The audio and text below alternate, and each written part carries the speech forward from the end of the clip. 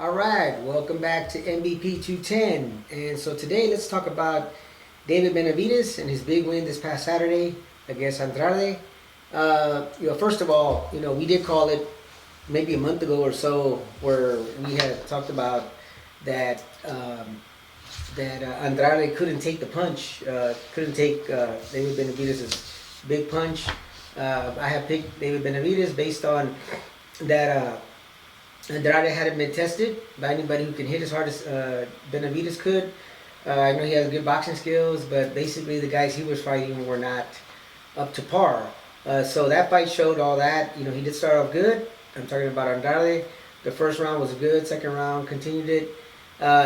David Benavidez did employ some good stuff. He showed his boxing skills by basically doing some breaking his body. So if you go back and look at the fight, you'll see in round 3 he started to dip down a little bit, started moving side to side with his body, but he basically was dipping down and making it hard for Andrade to land those punches that he was landing, all those fast punches.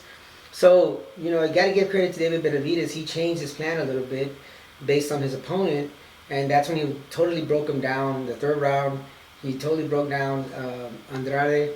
Started catching him with some good punches. In the beginning, he was letting Andrade hit him to try to get those counter punches in, and I wouldn't say letting him, but he was willing to exchange with him.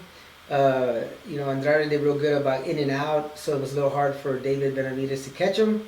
And then he started to employ that body movement, breaking the body, dipping down a little bit, changing it a little bit, making it hard for Andrade to catch him with the punches.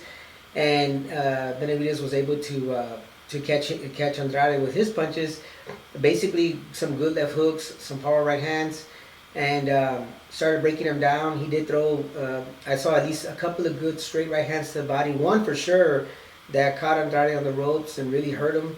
That might have been at the end of the third round or in the middle of the third round, but whenever he couldn't catch him to the head, he was definitely catching him to the body. And then at that point, it was just a matter of time before he knocked him out, which he did. We did call it the day before. We basically did our prediction of that it was going to end in the 7th, 8th, or 9th. I called the 7th round the gold round, the 8th round the silver round, and the 9th round the bronze round. So I didn't expect this fight to go past 9.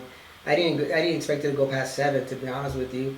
And we called it totally right because the fight went 6 rounds, and then going to the 7th round is when they waved off the fight. Andrade's corner told the ref just to wave it off.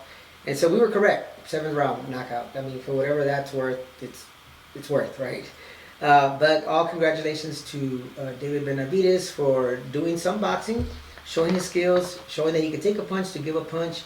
And that's what boxing needs. We need those kind of fighters right now that can fight but box and can box but fight as well. And that they're willing to go out there and do that.